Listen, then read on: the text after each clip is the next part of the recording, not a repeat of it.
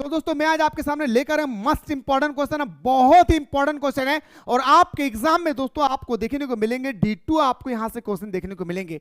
इसी से मेरे भाई शुरू से लेकर अंत तक देखें, मस्त इंपॉर्टेंट है प्यारे। मैंने बात किया था पहला क्वेश्चन आपका वेद कितने हैं, तो बताने से 4 वेद है, ऋग्वेद, यजुर्वेद, सामवेद, अथर्ववेद। ऋग्वेद का संबंध किससे मेरे भाई, तो बताएंगे सर ऋग्वेद सबसे पहले, याद रखिएगा ये हमारा सबसे पुराना वेद है भाई। क्या है भाई, पुराना वेद है, ऋग्वेद सबसे पुराना वेद है। याद रखिए मेरे भाई सामवेद का संबंध किससे है, तो बताएंगे सर हमारा संगीत से संबंधित है।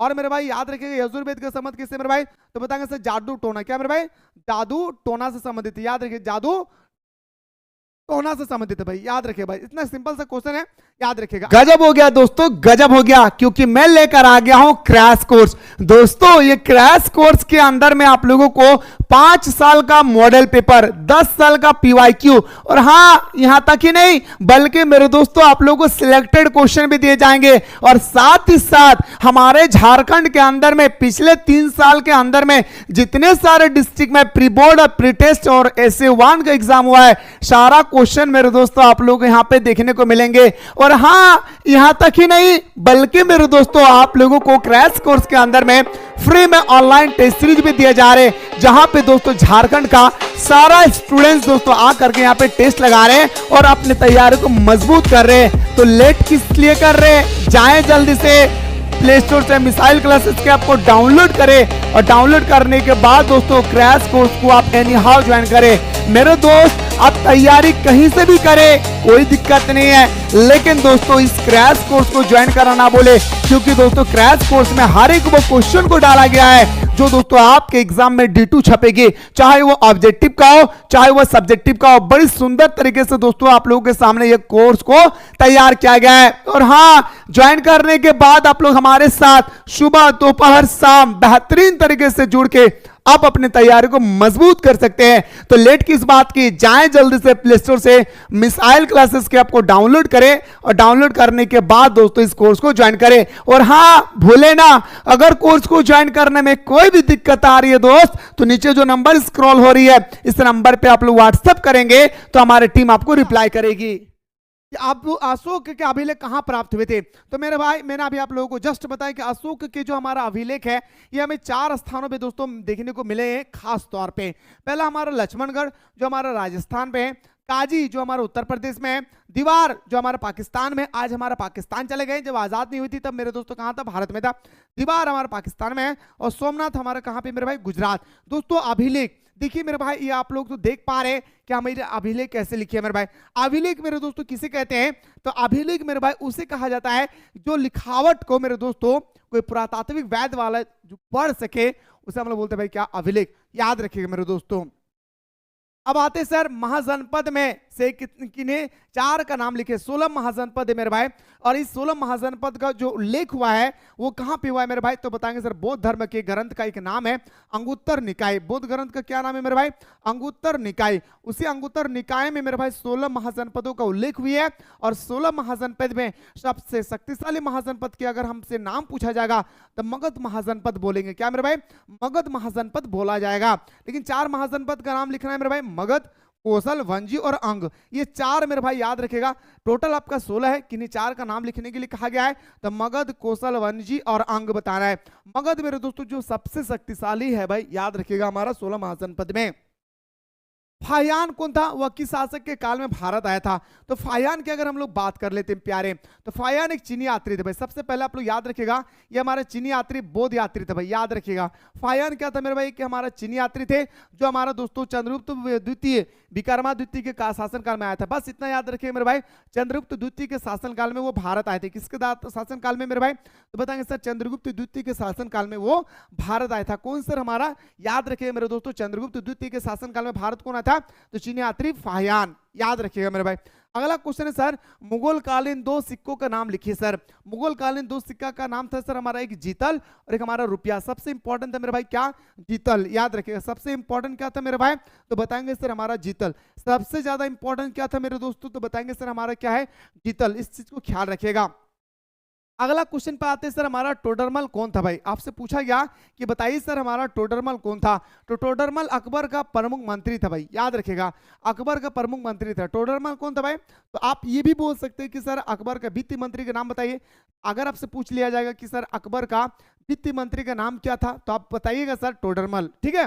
लेकिन अगर आपसे पूछा जाएगा सर टोडरमल कौन था, और दो मार्क्स का क्वेश्चन आए, तो आपको इस तरह से लिखना होगा मेरे भाई कि टोडरमल अकबर का वित्त मंत्री थे या प्रमुख मंत्री थे। प्रमुख मंत्री को ही हम लोग वित्त मंत्री के नाम से भी जानते हैं भाई, ठीक है ना। तो टोडरमल अकबर का प्रमुख मंत्री था और उसने भूमि कर यानी दोस्तों टैक्स राजस्व प्रणाली का सुधार क्या था। वह राजस्व व्यवस्था में बहुत दक्ष थे भाई। दक्ष मतलब दोस्तों बहुत सुधार किए थे कौन, हमारा टोडरमल ने। याद रखिएगा, टोडरमल अकबर का वित्त मंत्री था या प्रमुख मंत्री था या दोस्तों मैन लीडर था, और उसने भूमि कर यानी दोस्तों जमीन का जो टैक्स होती थी ना, इस प्रणाली को ना भाई, टैक्स का मतलब होता है दोस्तों जो भूमि का टैक्स होती थी ना, टैक्स का जो सिस्टमैटिक था, उस सिस्टमैटिक को दोस्तों उन्होंने बहुत ही सुधार किया था। याद रखिएगा भाई के बारे में, टोडरमल के बारे में। वर्जयान, देखिए मेरे दोस्तों 2023 का पेपर में पूछा गया था भाई, वर्जयान। याद रखिए वर्जयान के बारे में आप क्या जानते हैं। वर्जयान बौद्ध धर्म की एक शाखा है भाई। शाखा का मतलब होता है ब्रांच। जी हाँ, बौद्ध धर्म का जैसे दोस्तों हमारा बहुत सारे ब्रांच है भाई, याद रखिए मेरे भाई। तो उसमें से एक ब्रांच है हमारा भाई क्या, वर्जयान। याद रखिए मेरे भाई क्या, वर्जयान। याद रखिए मेरे भाई क्या है, वर्जयान। याद रखना भाई, ठीक है ना। तो वर्जयान बौद्ध धर्म का एक शाखा है भाई। बौद्ध धर्म के क्या है मेरे भाई, एक हमारा शाखा है जिसमें तंत्र, साधना और मंत्रों का विशेष महत्व है भाई। याद रखे भाई, जो वर्जयान है ना भाई, इसमें दोस्तों हमारा जो तंत्र मंत्र होते भाई, जड़ी बूटी होती थी। याद दोस्तों हमारा जो ओम बिडिंग बड़ंग शाह नमः शिवा, ये जो हमारे दोस्तों जो हमारा होती थी ना भाई, मंत्र जो होती थी, इन सारे मंत्र का जितने सारे मंत्र होते थे ना मेरे भाई, वो हमारा वर्जयान में होता था। याद रखिएगा। तो यहाँ पे वही चीज कह रहे थे कि वर्जयान बौद्ध धर्म का एक प्रमुख एक शाखा है जिसमें तंत्र साधना और मंत्री का विशेष महत्व है।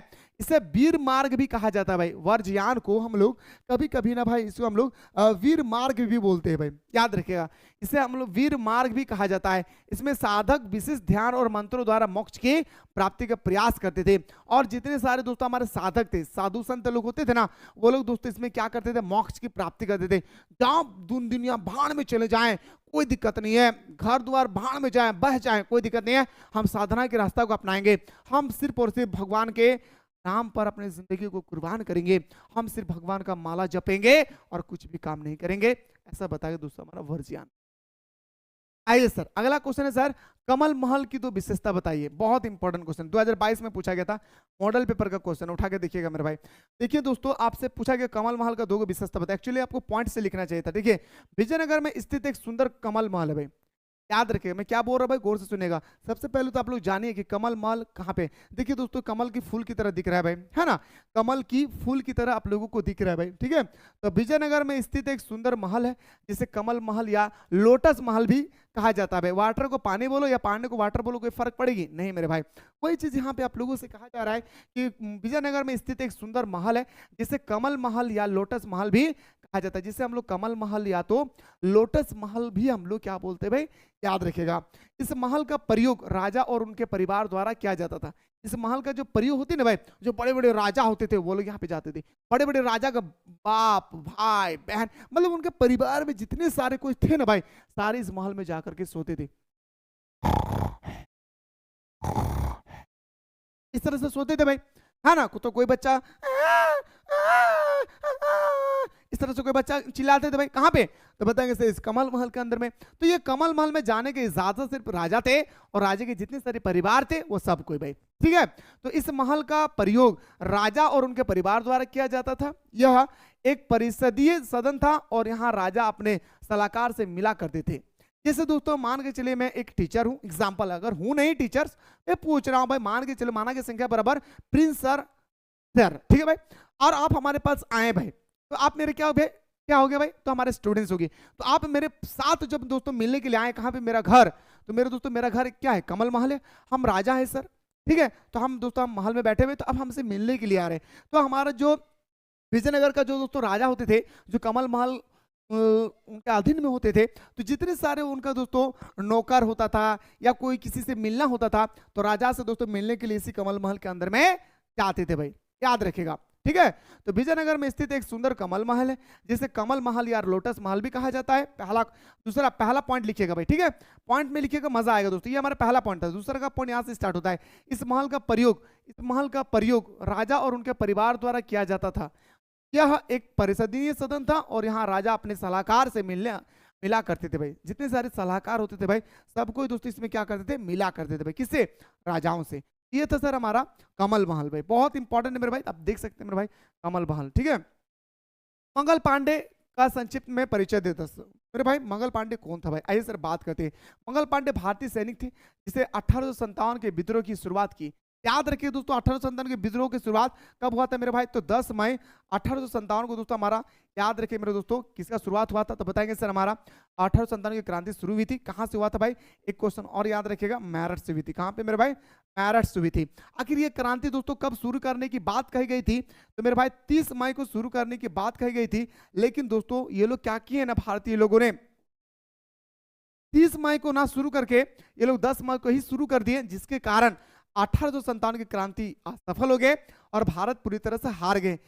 मेरे भाई इसी समय हमें आजादी मिल जाती अगर दोस्तों सही तरीके से मेरे भाई, अगर हमारा जो डेट निर्धारित किया गया था उस डेट को दोस्तों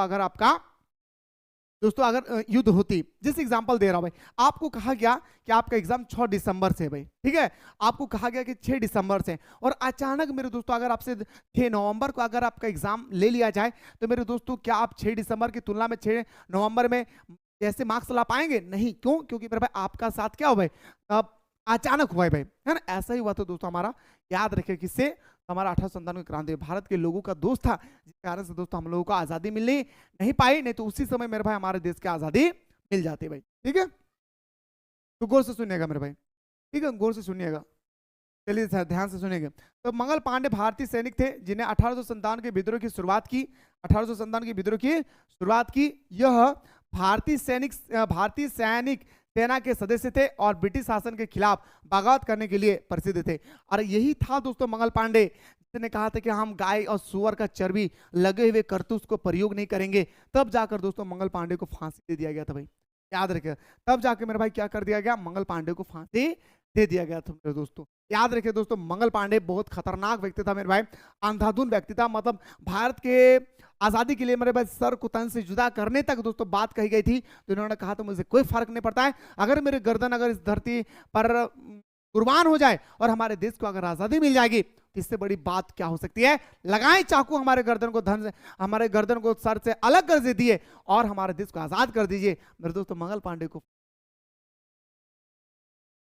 गांधी जी द्वारा चलाए गए 4 आंदोलन का नाम लिखिए। दोस्तों ऐसे तो गांधी जी ने बहुत सारे आंदोलन चलाए, क्योंकि गांधी जी का पहला आंदोलन की अगर हम बात करें 1917 में दोस्तों हमारा चंपारण का आंदोलन शुरू होती है, और गांधी जी का अंतिम आंदोलन 1942 में होता है, भारत छोड़ो आंदोलन। इसके बीच में दोस्तों उन्होंने 1918 में खेड़ा आंदोलन किए, 1919 में जालियांवाला बाग हत्याकांड हुआ, 1920 में भी दोस्तों हमारा असहयोग आंदोलन हुए, 1922 में दोस्तों असहयोग आंदोलन को वापस लिया गया, 1922 में ही दोस्तों हमारा चोरी चौरा कांड हुई थी भाई। फिर उन्होंने दोस्तों 1930 में हमारा क्या किया था, 1930 में दोस्तों हमारा दांडी मार्च निकाले, बहुत सारे ना भाई इन्होंने आंदोलन किए। तो उन सब आंदोलन को आप लोगों को याद कर लेना है, प्लीज रिक्वेस्ट है मेरे भाई, ठीक है। मैं सारा आंदोलन आप लोगों को पहले ही लिखा चुका हूं भाई, इतने सारे कोर्स वाले हैं ना भाई, सारे चीजों को मेरे भाई मैं A to Z मैं आप लोगों को दोस्तों निकाल चुका हूं, सॉरी मैं लिखा चुका हूं भाई, ठीक है। लेकिन आपसे पूछा जाएगा ना कि 4 आंदोलन के नाम लिखिए, तो पहला आपको बताना है सर, याद रखिएगा मेरे भाई, चंपारण का आंदोलन दोस्तों कहाँ पे हुआ था, बिहार में हुआ था।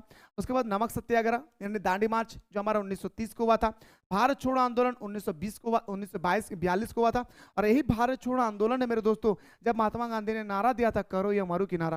महात्मा गांधी ने नारा क्या दिया था मेरे भाई, करो या मारो की नारा दिया था, याद रखिएगा दोस्तों। किस आंदोलन में, भारत छोड़ो आंदोलन में। खिलाफत आंदोलन दोस्तों हमारा 1919 में शुरू किया गया था मेरे भाई। अगर आपसे और पूछा जाएगा तो बताइए सर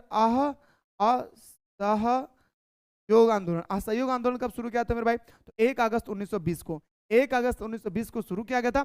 और 1922 को दोस्तों हमारा वापस लिया गया, क्यों, क्योंकि मेरे भाई 4 फरवरी 1922 को याद रखिए चोरी चौरा पुलिस थाने में मेरे भाई आग लगा दिए थे, जिस कारण से बहुत सारे पुलिसकर्मी ब्रिटिश अंग्रेजों के पुलिसकर्मी मर चुके थे मेरे भाई। ने कहा था ये आंदोलन हमने जो चलाया था ये असहयोग आंदोलन था, और ये आंदोलन हम लोग हिंसा पूर्वक अहिंसा पूर्वक चलाएंगे और शांति तरीके से चलाएंगे, लेकिन भारत ने क्या कर दिया भाई, बगावत पैदा कर दी, जिसने वापस ले लिया। मैं बताऊंगा लॉन्ग क्वेश्चन में, डोंट वरी भाई, ठीक है। आइए सर, क्रिप्स मिशन के 2 सदस्यों के नाम लिखे। तो क्रिप्स मिशन भारत आए थे दोस्तों, तो क्रिप्स मिशन के 2 सदस्य का नाम लिखना है, सर स्टेफर्ड क्रिप्स और लॉर्ड पैथिक लॉरेंस। याद रखिए मेरे भाई, क्या, सर स्टेफर्ड क्रिप्स और लॉर्ड पैथिक लॉरेंस, ये 2 आपका नाम याद रखिए मेरे भाई, क्या, क्रिप्स मिशन के 2 सदस्य का नाम याद रखेगा। अकबर को एक राष्ट्रीय सम्राट क्यों कहा जाता है? 2 मार्क्स का है तो आपको इतना लिखना है, 3 मार्क्स का है तो मेरे दोस्तों इससे आपको बड़ा लिखना होगा। मेरे दोस्त आप सभी को पता है कि अकबर ने दोस्तों हमारे एक धर्म चलाया था, दीन इलाही धर्म। यस या नो भाई? दीन इलाही धर्म में मेरे भाई सबसे पहले तो आप लोग जाने कि दीन इलाही धर्म कब चलाया था मेरे भाई? 1582 में। किसने चलाया था? अकबर ने। अकबर ने मेरे भाई दीन इलाही धर्म चलाया था, और यही दीन इलाही धर्म है मेरे भाई, धर्म में हमारे अकबर ने सभी धर्मों के अलग अलग, सभी धर्म के अलग अलग मतलब तो अच्छे अच्छे बातों को दोस्तों उन्होंने अपने धर्म में शामिल किया था। समझ पाए मेरे बात को? दीन इलाही धर्म अगर आपसे पूछा जाएगा कि किसने चलाया, कब चलाया, तो बताएंगे दीन इलाही धर्म 1582 में अकबर द्वारा चलाया गया। ठीक है, दीन इलाही धर्म क्या है अगर आपसे पूछा जाएगा तो आपको ऐसा लिखना है कि दीन इलाही धर्म अकबर द्वारा 1582 में चलाया गया था। दीन इलाही धर्म में अकबर ने सभी धर्मों से अच्छी अच्छी बातों को शामिल किया गया था, और दीन इलाही धर्म में अकबर ने हिंदू मुस्लिम की एकता पर बल दिया, और कोई हिंदू नहीं कोई मुस्लिम नहीं, सारे लोगों को उन्होंने एक मानकर दोस्तों अपने धर्म को बना के रखा। ठीक है, तो अकबर को राष्ट्र सम्राट इसलिए कहा जाता है क्योंकि उसने भारत के विभिन्न हिस्सों को एकजुट किया और धार्मिक सहानुभूति, सहानुता और सामाजिक सुधारों को बढ़ावा दिया। मैंने अभी आपको बताया अकबर ने दोस्तों अलग अलग धर्मों से अच्छे अच्छे बातों को अपने धर्म में शामिल किया, और इसी धर्म को कहा क्या? दीन इलाही धर्म। उसी धर्म को मेरे भाई उन्होंने क्या कहा? दीन इलाही धर्म। क्या कहा मेरे भाई उन्होंने? दीन इलाही धर्म। भाई बस इतना बता देंगे मेरे दोस्तों, आपको 2 मार्क्स मिल जाएंगे। ठीक है, अगला क्वेश्चन देखिए मेरे भाई। सिंधु घाटी सभ्यता के 2 प्रमुख स्थलों और उनके उत्खननकर्ताओं का नाम लिखिए मेरे भाई। सिंधु घाटी सभ्यता के 2 प्रमुख स्थल और उनके उत्खनन का नाम बताना है। पहला आपको बताना है सर हड़प्पा, जो हमारा 1921 में दयाराम साहनी द्वारा खोजा गया, और दोस्तों 1922 में जो हमारा दोस्तों सिंधु नदी के किनारे, सिंधु नदी के तट पर स्थित है, रखलदास बनर्जी ने किया था। सिंपल सा बात है भाई, आप सभी को पता है मेरे दोस्तों, आप आसान कर लेंगे, मुझे उम्मीद है। हड़प्पा सभ्यता सर कोई भी क्वेश्चन आए कि मैं कर लेंगे आप लोग। Question number next sir, Maurya साम्राज्य के किन 4 प्रमुख राजनीतिक केंद्रों के नाम लिखे? तो बताएंगे सर हमारा मौर्य साम्राज्य। सबसे पहले जानिए मेरे भाई मौर्य साम्राज्य का स्थापना किसने करने वाला बात है? चंद्रगुप्त मौर्य। चंद्रगुप्त मौर्य याद रखिएगा। मौर्य साम्राज्य का स्थापना करने वाला कौन था मेरे भाई? चंद्रगुप्त मौर्य। मौर्य साम्राज्य का स्थापना करने वाला कौन था मेरे भाई? तो बताएंगे सर हमारा चंद्रगुप्त मौर्य। कौन था मेरे भाई? चंद्रगुप्त मौर्य। याद रखिए मेरे भाई, ठीक है, चंद्रगुप्त मौर्य। ठीक है भाई, चंद्रगुप्त मौर्य का बेटा का नाम क्या था भाई? बिंबिसार। बिंबिसार के बेटा का नाम क्या था मेरे भाई? अशोक। याद रखिए मेरे भाई, अशोक। अशोक ने कौन सा धर्म को अपनाया था? तो बताएंगे सर अशोक ने बौद्ध धर्म को अपनाया था भाई, याद रखिएगा। ठीक है, आइए सर बात करते हैं। तो मेरे भाई मौर्य साम्राज्य के 4 प्रमुख राजनीतिक दल, पहला तोसाली बताना है, पाटलिपुत्र, तक्षशिला और उज्जैन बताना है। ये 4 जो होती है ना भाई, ये हमारा याद रखिएगा मौर्य साम्राज्य के 4 दोस्तों हमारा राजनीतिक क्या भाई? केंद्र है भाई। क्या है मेरे भाई? राजनीतिक हमारा केंद्र है मेरे भाई। ठीक है, डाउट? No doubt sir. आइए सर आप क्वेश्चन पे आते हैं सर। आजाद हिंद फौज, अरे बाप रे बाप, ये क्वेश्चन दोस्तों 2022 के पेपर में पूछा गया था। पेपर है तो उठा के देखिएगा, हो सकता है कि आपका छोटा भाई झूठ भी बोल सकता है भाई, ऐसा बात नहीं है कि मैं सब सच ही बोलता हूँ, झूठ भी बोलता हूँ भाई, है ना। जैसे ये झूठ बोल रहा हूँ कि आजाद हिंद फौज का गठन 1922 में हुआ था। 22 या 23 में एक्चुअली मुझे याद नहीं, 22 में ज्यादा हमें चांसेस है भाई। तो आजाद हिंद फौज की स्थापना मेरे भाई सुभाष चंद्र बोस ने 1942 में सिंगापुर में किया। पहला जानिए मेरे भाई, इसी को बोलते सर हमारा वेरी शॉर्ट क्वेश्चन। जब आप वेरी शॉर्ट क्वेश्चन को स्टडी कर लेंगे ना भाई, तो आपका जो समझ गया ना, समझ गए ना बाबा, बबुआ समझ गए ना रे भाई, ऑब्जेक्टिव है ना, ऑब्जेक्टिव याद रखिएगा। तो आजाद हिंद फौज का गठन कब हुआ? तो आजाद हिंद फौज का गठन सुभाष चंद्र बोस ने 1942 में सिंगापुर में किया। बोस ने भारतीय सैनिकों से जुड़कर ब्रिटिश शासन के खिलाफ संघर्ष करने के लिए एक सेना बनाई। मेरे दोस्त सबको पता है कि 1942 में महात्मा गांधी ने एक नारा दिया था, सॉरी, भारत छोड़ो आंदोलन। उसी समय सुभाष चंद्र बोस चले गए क्या भाई? सिंगापुर चले गए भाई, और उन्होंने कहा कि हम भारत के सैनिकों को मजबूत करते हैं, तब जाकर हम अंग्रेजों का सामना कर पाएंगे। ठीक है ना, गौर से सुनेगा। तो आजाद हिंद फौज का गठन सुभाष चंद्र बोस ने 1942 में सिंगापुर में किया। बोस ने भारतीय सैनिकों से जुड़कर ब्रिटिश शासन के खिलाफ संघर्ष करने के लिए एक सेना बनाई। इस सेना का उद्देश्य भारत को स्वतंत्रता दिलाना था। उन्होंने दोस्तों एक सैनिक गठन, सेनाओं का एक संगठन बनाए और उनका उद्देश्य था इस सेनाओं का संगठन बनाने का कि हम किसी भी हाल में भारत को क्या करेंगे भाई, आजाद दिलाएंगे इनसे।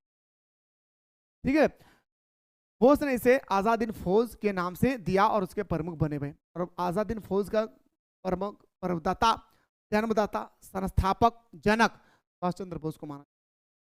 समझ गए मेरे भाई, एकदम साधारण भाषा बताएं। क्या बता रहा है कि आजाद हिंद फौज का गठन, आजाद हिंद फौज का गठन सुभाष चंद्र बोस ने 1942 में सिंगापुर में किया। यह आजाद हिंद फौज सैनिकों का भारत को आजादी दिलाने के लिए एक सैनिक संगठन बनाई सुभाष चंद्र बोस ने, और इसका उद्देश्य था कि हम भारत को आजादी, भारत को स्वतंत्रता दिलाएंगे। बस इसी का नाम दिया गया आजाद हिंद फौज। ठीक है भाई, आइए सर अगला क्वेश्चन में बात करते हैं। गजब हो गया दोस्तों, गजब हो गया, क्योंकि मैं लेकर आ गया हूं क्रैश कोर्स। दोस्तों ये क्रैश कोर्स के अंदर में आप लोगों को 5 साल का मॉडल पेपर, 10 साल का पीवाईक्यू, और हाँ यहां तक ही नहीं बल्कि मेरे दोस्तों आप लोगों को सिलेक्टेड क्वेश्चन भी दिए जाएंगे। और साथ ही साथ हमारे झारखंड के अंदर में पिछले 3 साल के अंदर में जितने सारे डिस्ट्रिक्ट में प्री बोर्ड और प्री टेस्ट और SA1 का एग्जाम हुआ है, सारा क्वेश्चन मेरे दोस्तों आप लोगों को यहां पे देखने को मिलेंगे। और हां यहां तक ही नहीं बल्कि मेरे दोस्तों आप लोगों को क्रैश कोर्स के अंदर में फ्री में ऑनलाइन टेस्ट सीरीज भी दिए जा रहे हैं, जहां पे दोस्तों झारखंड का सारा स्टूडेंट्स दोस्तों आ करके यहां पे टेस्ट लगा रहे हैं और अपनी तैयारी को मजबूत कर रहे हैं। तो लेट किस लिए कर रहे हैं, जाएं जल्दी से प्ले स्टोर से मिसाइल क्लासेस के आपको डाउनलोड करें, और डाउनलोड करने के बाद दोस्तों क्रैश कोर्स को आप एनी हाउ ज्वाइन करें। मेरे दोस्त आप तैयारी कहीं से भी करें, कोई दिक्कत नहीं है, लेकिन दोस्तों इस क्रैश कोर्स को ज्वाइन करना ना बोले, क्योंकि दोस्तों क्रैश कोर्स में हर एक वो क्वेश्चन को डाला गया है जो दोस्तों आपके एग्जाम में D2 छपेगी, चाहे वो ऑब्जेक्टिव का हो चाहे वो सब्जेक्टिव का हो। बड़ी सुंदर तरीके से दोस्तों आप लोगों के सामने ये कोर्स को तैयार किया गया है। और हाँ, ज्वाइन करने के बाद आप लोग हमारे साथ सुबह दोपहर शाम बेहतरीन तरीके से जुड़ के आप अपनी तैयारी को मजबूत कर सकते हैं। तो लेट किस बात की, जाएं जल्दी से प्ले स्टोर से मिसाइल क्लासेस के आपको डाउनलोड करें, और डाउनलोड करने के बाद दोस्तों इस कोर्स को ज्वाइन करें। और हाँ भूले ना, अगर कोर्स को ज्वाइन करने में कोई भी दिक्कत आ रही है दोस्त, तो नीचे जो नंबर स्क्रॉल हो रही है इस नंबर पे आप लोग व्हाट्सएप करेंगे तो हमारी टीम आपको रिप्लाई करेगी। सर कार्बन 14, अरे बाप रे बाप, ये क्वेश्चन मेरे भाई पिछले कई स्टूडेंट्स को दोस्तों समझ में नहीं आई भाई कार्बन 14 क्या है। और मेरे भाई पता है जैकबोर्ड पहले इस क्वेश्चन को नहीं पूछते, पता है मेरे भाई, पहले जैकबोर्ड जो थे ना वो इस क्वेश्चन को नहीं पूछते थे, लेकिन मेरे भाई अबरी पूछ रहा है भाई। हाँ, पिछले साल या उसके पिछले साल 2025 या 24 में दोस्तों ये क्वेश्चन पूछा गया था भाई। हाँ पूछा गया था मेरे भाई कि हमें कार्बन 14 विधि क्या है। देखिए मेरे भाई, तिथि निर्धारण की वैज्ञानिक विधि को कार्बन 14 विधि, तिथि निर्धारण। जैसे दोस्तों एग्जांपल दे रहा हूं मेरे भाई, एग्जांपल देखिए मेरे भाई, मेरे पास मोबाइल है भाई, ठीक है मेरा मोबाइल है भाई, तो मोबाइल को मैं रगड़ रहा हूँ, अरे तू कलवा है कि रे, हाँ कलवा है, रगड़ने के बाद इसका डेट मुझे पता चल गया। या दोस्तों अगर डेट नहीं पता चला मेरे भाई, तो इसे हम कोई मशीन के द्वारा ना भाई इसे हम जांच करते हैं कि कब का बना हुआ है, 2025 का है या 2020 का है, 2018 का है, कब का बना हुआ है। तो दोस्तों जब इसका पता चल जाता है ना, तो इसको हम लोग बोलते हैं क्या, कार्बन 14 विधि। याद रखें, सिंपल सा बात याद रखें भाई, इसी को हम लोग बोलते हैं क्या, कार्बन 14 विधि। तो तिथि निर्धारण की वैज्ञानिक विधि को कार्बन 14 विधि कहा जाता है। इस विधि के अनुसार किसी भी जीवित वस्तु में कार्बन 12 एवं कार्बन 14 समान मात्रा में पाया जाता है। गौर से सुनिएगा, मैं कुछ बात बोल रहा हूं, फिर मैं आपको पिक्चर भी से समझाऊंगा। मेरे दोस्त कार्बन अगर दोस्तों हमारे पास 12 है और अगर हमारे पास कार्बन दोस्तों अगर 14 है, तो जानिए मेरे भाई वो जीव क्या है भाई, जीवित है भाई। याद रखिए वो मेरे भाई क्या है भाई, वो जीवित है। इससे एग्जांपल दे रहा हूं दोस्तों, ये हमारे मोबाइल है भाई, इस मोबाइल को मैंने रगड़ने के बाद मशीन में चेक करवाया, तो इसमें दोस्तों हमारा कार्बन जो 14 है ना भाई, ये कार्बन 14 भी और दोस्तों कार्बन 12 दोनों क्या भाई समान है। यानी मान के चलिए मेरे दोस्तों, अगर हमारा कार्बन दोस्तों अगर 1 kg है, एग्जांपल दे रहा हूं, तो हमारा कार्बन 14 भी दोस्तों क्या अगर 1 kg है भाई, कार्बन 14 और कार्बन 12 अगर दोस्तों दोनों अगर 1 kg करके हैं, क्या मेरे भाई, दोनों अगर हमारे 1 kg करके है, तो हमारे क्या हो गया, समान है। तो जो जीवित वस्तु है ना भाई, इसकी पहचान होती है कि कार्बन 12 और कार्बन 14 समान होती है, उसको हम लोग बोलते हैं जीवित वस्तु। समझ गए मेरे भाई? एकदम सिंपल भाषा में समझ लेना है, एकदम सिंपल भाषा में। क्या बताए सर, कार्बन 14 सॉरी कार्बन 12 और कार्बन 14 अगर दोस्तों दोनों में समान है तो मेरे दोस्तों वो वस्तु जीवित है, अगर समान नहीं है तो मरा हुआ है भाई। ठीक है, आइए दोस्तों एकदम साधारण भाषा में समझिए। तिथि निर्धारण की वैज्ञानिक विधि को कार्बन 14 के नाम से जाना जाता है। विधि के अनुसार किसी भी जीवित वस्तु में कार्बन 12 एवं कार्बन 14 समान मात्रा में पाया जाता है। मृत्यु अथवा विनाश की अवस्था में कार्बन 14 तो स्थिर रहता है। कार्बन 14 जो है मेरे भाई मृत्यु की अवस्था में अगर हम बात करें भाई, तो कार्बन 14 जो है सॉरी कार्बन 12 जो है मेरे भाई वो 1 ही kg होगा भाई, याद रखिएगा। लेकिन दोस्तों हमारा जो कार्बन 14 है ना भाई, वो दोस्तों निरंतर क्षय होते हैं। तो मेरे भाई ये हमारा आधा kg हो सकता है, 250 हो सकता है, 300 ग्राम हो सकता है, मतलब दोस्तों इसका कोई निश्चित आकार ही नहीं है। इसे हम लोग बोलते हैं क्या, याद रखिए मेरे भाई, आजीवित दोस्तों हम लोग बोल सकते हैं लोग मृत्यु। इतना सिंपल तरीके से मैंने बताया, मुझे उम्मीद नहीं था मेरे भाई कि मैं आप लोगों को इतना सिंपल शब्दों में बता पाऊंगा, मुझे उम्मीद नहीं था मेरे भाई। फिर से समझिए, तीर्थी निर्धारण के वैज्ञानिक विधि को कार्बन 14 विधि कहा जाता है। इस विधि के अनुसार अगर कार्बन 12 और कार्बन 14 दोनों अगर समान मात्रा में है तो वो वस्तु जीवित है, अगर समान मात्रा में नहीं है, अगर कार्बन 14 सॉरी कार्बन 12 समान है और कार्बन 14 अगर अलग अलग है भाई, है ना भाई, अलग अलग मतलब 600 ग्राम है, 300 ग्राम है, 1 kg से कम है, 1 kg से ज्यादा है, तो मेरे भाई क्या है, परिवर्तन है, तो दोस्तों इसे हम लोग बोलते हैं क्या, मृत्यु वस्तु भाई। मगर कार्बन 14 का निरंतर क्षय होने लगता है, वो फिर जिस पदार्थ में कार्बन 14 की मात्रा जितनी कम होती है वह उतना ही प्राचीन माना जाता है। और जिस वस्तु में कार्बन 14 जितना कम होती है भाई, कार्बन 14 जो होती है भाई जितना कम होता है ना भाई कार्बन 14, उतना दोस्तों वो वस्तु क्या है, प्राचीन होता है, पुराना। बस इतना याद रखिए मेरे भाई, मेरे लाडला आपका काम बन जाएगी। भूख लग गया मेरे भाई, आप लोग देख सकते हैं दोस्तों कि 14 और कार्बन और दोस्तों पता, ठीक है। हड़प्पा सभ्यता के 4 प्रमुख केंद्रों का नाम बताए भाई, सिंपल सा बताना है, ठीक है। हड़प्पा, दयाराम साहनी, मोहनजोदड़ो, रखलादास बनर्जी, लोथल, SR राव और कालीबंगा बता, ठीक है। आइए सर अगला बताना है, हड़प्पा सभ्यता की 2 विशेषता बताएं। पहला विशेषता बताना है आपको क्या, यह भारत की प्रथम नगरीय सभ्यता है। भारत के क्या है मेरे भाई, सबसे पहले आप लोग याद रखिएगा, भारत की प्रथम नगरीय व्यवस्था है भाई, क्या नगरीय सभ्यता है, याद रखिएगा। दूसरी विशेषता बताना, इस सभ्यता के नगर जाल की तरह बसे थे। जाल देखिए ना भाई, जाल इस तरह से जाल होता है मेरे भाई, जाल की तरह दोस्तों ये सभ्यता पूरी तरह से बसी हुई थी भाई। जाल की तरह क्या था मेरे भाई, इस तरह से पूरी तरह से बसा हुआ था, हर तरफ गांव ही गांव, चौरा ही चौरा था भाई। इसमें सड़क एक दूसरे को सीधा काटती थी भाई, इस तरह से सड़क होता था भाई, याद रखिएगा क्या होता भाई, इस तरह से दोस्तों सड़क होती थी, ठीक है, इस तरह से सड़क होता था भाई, तो ना पाए भाई, एक दूसरे को दोस्तों क्या करते थे, समकोण पर काटती थी, ठीक ना, ठीक है ना। और पूरे नगर में नलियों का जाल बिछा हुआ था, और दोस्तों इस सड़क पे कहता है नली का जाल भाई, सड़क का जो गंदा पानी है ना वो बाहर आता, सड़क का जो गंदा पानी है ना भाई बाहर आता, ठीक है, समझ गए भाई। हड़प्पा सभ्यता की 2 विशेषता। अगला देखिए, पुरातत्व से आप क्या समझते हैं, पुरातत्व को कुछ नहीं, बस यातना याद रखेगा, खुदाई के दौरान जो चीजें मिलती है, जैसे मेरे दोस्तों मैं खोद रहा हूँ खोद रहा हूँ खोद रहा हूँ खोद रहा हूँ और मुझे कोई चीज मिल गया भाई, याद रखिएगा, हमें क्या मिल गया मेरे भाई, कोई चीज हमें मिल गया भाई। तो खुदाई के दौरान जो चीज मुझे मिलती है, अगर उनसे इतिहास के बारे में पता चलता है तो हम लोग पुरातत्व कहते हैं।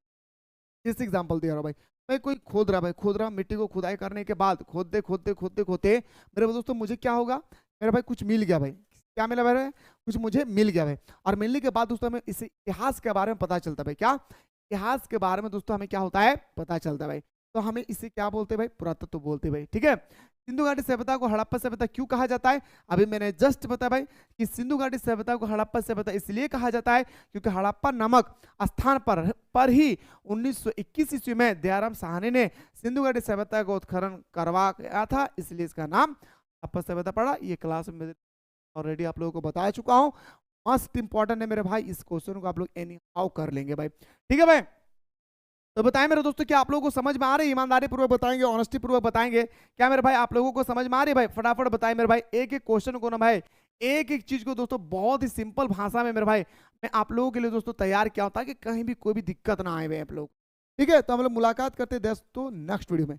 गजब हो गया दोस्तों, गजब हो गया, क्योंकि मैं लेकर आ गया हूं क्रैश कोर्स। दोस्तों ये क्रैश कोर्स के अंदर में आप लोगों को 5 साल का मॉडल पेपर, 10 साल का पीवाईक्यू, और हां यहां तक ही नहीं बल्कि मेरे दोस्तों आप लोगों को सिलेक्टेड क्वेश्चन भी दिए जाएंगे। और साथ ही साथ हमारे झारखंड के अंदर में पिछले 3 साल के अंदर में जितने सारे डिस्ट्रिक्ट में प्री बोर्ड और प्री टेस्ट और SA1 का एग्जाम हुआ है, सारा क्वेश्चन मेरे दोस्तों आप लोग यहां पे देखने को मिलेंगे। और हां यहां तक ही नहीं बल्कि मेरे दोस्तों आप लोगों को क्रैश कोर्स के अंदर में फ्री में ऑनलाइन टेस्ट सीरीज भी दिए जा रहे हैं, जहां पे दोस्तों झारखंड का सारा स्टूडेंट्स दोस्तों आकर के यहां पे टेस्ट लगा रहे हैं और अपनी तैयारी को मजबूत कर रहे हैं। तो लेट किस लिए कर रहे हैं, जाएं जल्दी से प्ले स्टोर से मिसाइल क्लासेस के ऐप को डाउनलोड करें, और डाउनलोड करने के बाद दोस्तों क्रैश कोर्स को आप एनी हाउ ज्वाइन करें। मेरे दोस्त आप तैयारी कहीं से भी करें, कोई दिक्कत नहीं है, लेकिन दोस्तों इस क्रैश कोर्स को ज्वाइन करना ना बोले, क्योंकि दोस्तों क्रैश कोर्स में हर एक वो क्वेश्चन को डाला गया है जो दोस्तों आपके एग्जाम में D2 छपेगी, चाहे वो ऑब्जेक्टिव का हो चाहे वो सब्जेक्टिव का हो। बड़ी सुंदर तरीके से दोस्तों आप लोगों के सामने ये कोर्स को तैयार किया गया है। और हां ज्वाइन करने के बाद आप लोग हमारे साथ सुबह दोपहर शाम बेहतरीन तरीके से जुड़ के आप अपनी तैयारी को मजबूत कर सकते हैं। तो लेट किस बात की, जाएं जल्दी से प्ले स्टोर से मिसाइल क्लासेस के ऐप को डाउनलोड करें, और डाउनलोड करने के बाद दोस्तों इस कोर्स को ज्वाइन करें। और हां भूले ना, अगर कोर्स को ज्वाइन करने में कोई भी दिक्कत आ रही है दोस्त, तो नीचे जो नंबर स्क्रॉल हो रही है इस नंबर पे आप लोग व्हाट्सएप करेंगे तो हमारी टीम आपको रिप्लाई करेगी।